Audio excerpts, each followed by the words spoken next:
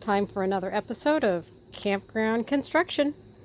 Today, brought to you from Paintown SRA at Lake Monroe. So today, I got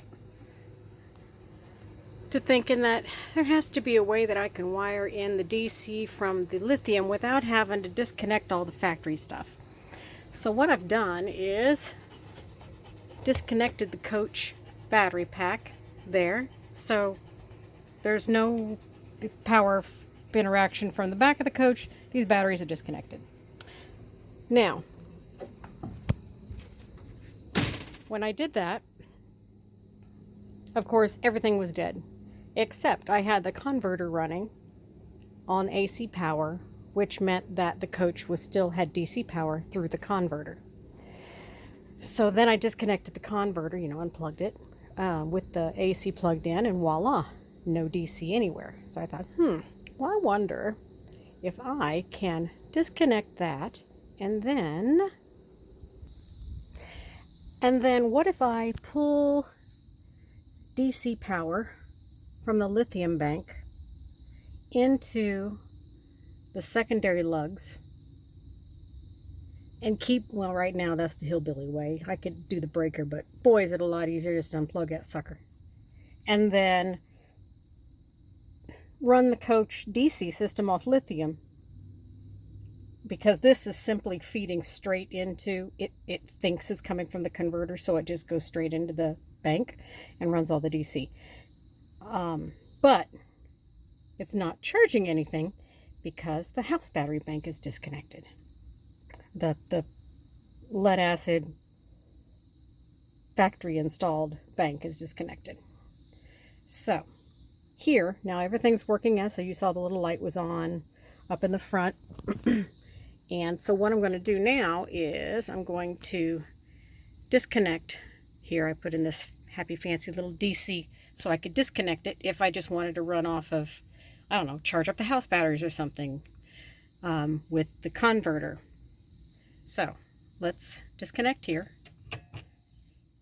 Now in a second, all that light's going to go out. Beep. There you go. Now, everything in the house should be dead. Let's go look.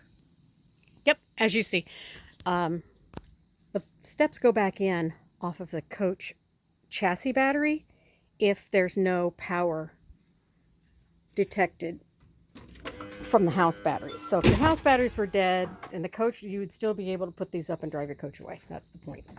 So now that little light is off and everything, all of the DC is out, and there's no lights. And even this, I can try to turn the inverter on, but it's not going to come on because there's no DC to run it. Now, if I flip this on, I'll reconnect to the house batteries, the factory batteries under here. Hi, dogs.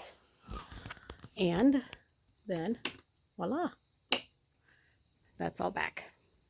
But we're running off of these batteries and not off of lithiums. So I can have dual, please disregard the dishes. I can have dual power. So if I want to use the lithium, then basically all I have to do is shut that off. See, now it's DED dead. As soon as I shut the door, the coach battery is going to, the chassis battery is going to retract those steps. Now if I want to go back over here and run off of lithium again. So right now we're pushing what? Yeah, it says 3 amps, so hard to tell what's, it's probably just the trickle. Let's see. Well, it's disconnected, so I can't be. Ignore me. All right, so everything's off here. We'll go the old multimeter route. I've got the negative and positive. I have nothing because the coach batteries are off. All right, so it sees nothing DC. Now, let's go ahead and flip that breaker. Boom. And now we have 14.7 volts coming from the lithium, and you know it's the lithium because it's that higher voltage coming in here, because they run higher voltage. And voila. As far as it's concerned, it doesn't need to charge anything because it's more than, well, 13.5 volts or whatever for lead acid, because that thing is set to charge lead acids. Cool. All right, well, let's run on lithium for a while.